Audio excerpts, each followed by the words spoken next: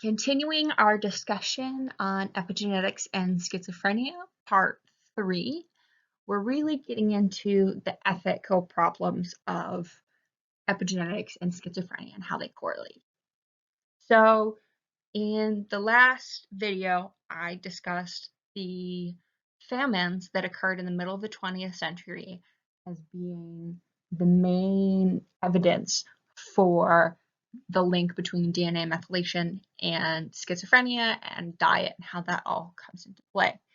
If you're like me though, you probably looked at that and went, wow, that's some old data. That's from, 50, 60 years ago, 70 years ago, actually.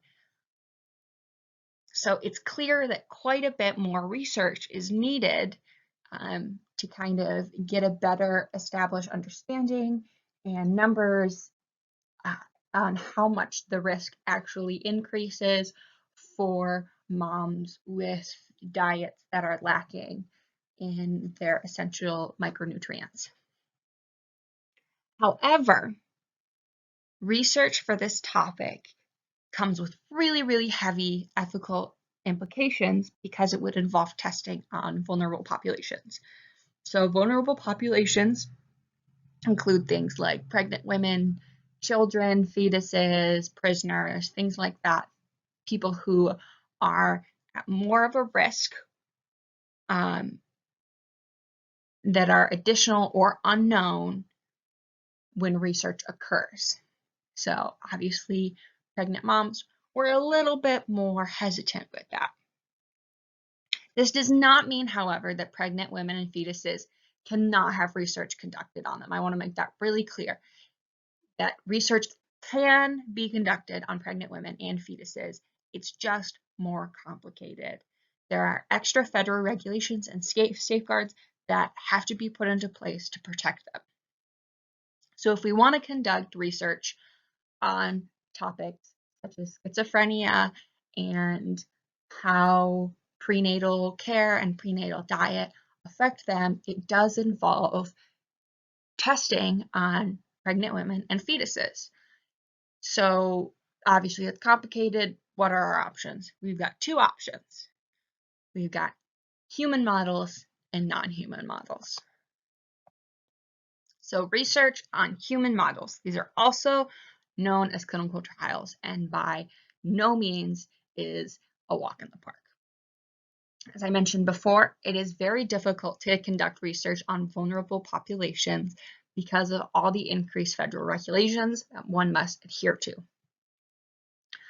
For research on humans, the NIH gives a list of 7 main ethical principles that guide human research. So in order for research to be conducted, social and clinical value, scientific validity, fair subject selection, favorable risk-benefit ratio, independent review, informed consent, and respect for potential and enrolled subjects all must be considered.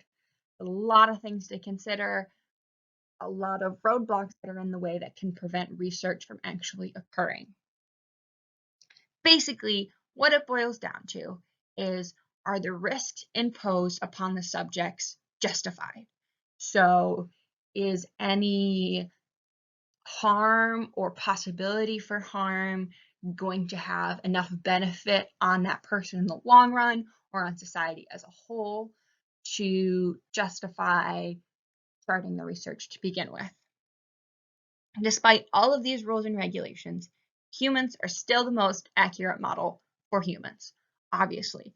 And this is why they tend to be very favorable and tend to be needed before any drug or research can kind of be released as general consensus. Our other option is non-human models, so our furry little friends, animals. Despite what many PETA followers might think, research on non-human models is also very regulated by federal regulations and policies. However, as you can imagine, these policies are not nearly as strict for those with animal testings, and the complications that we get from testing on vulnerable populations isn't really there with animals. You don't really have mice in prison.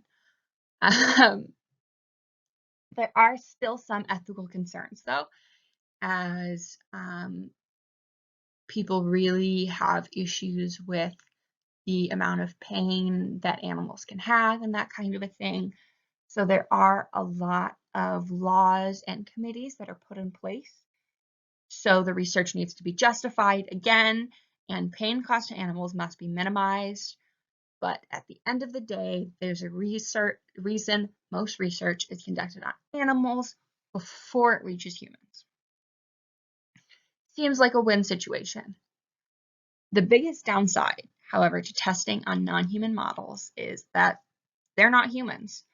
Although many model organisms have similar biological processes to humans, so we can kind of look at the way they process things and the way they develop and go, yes, this is similar to humans.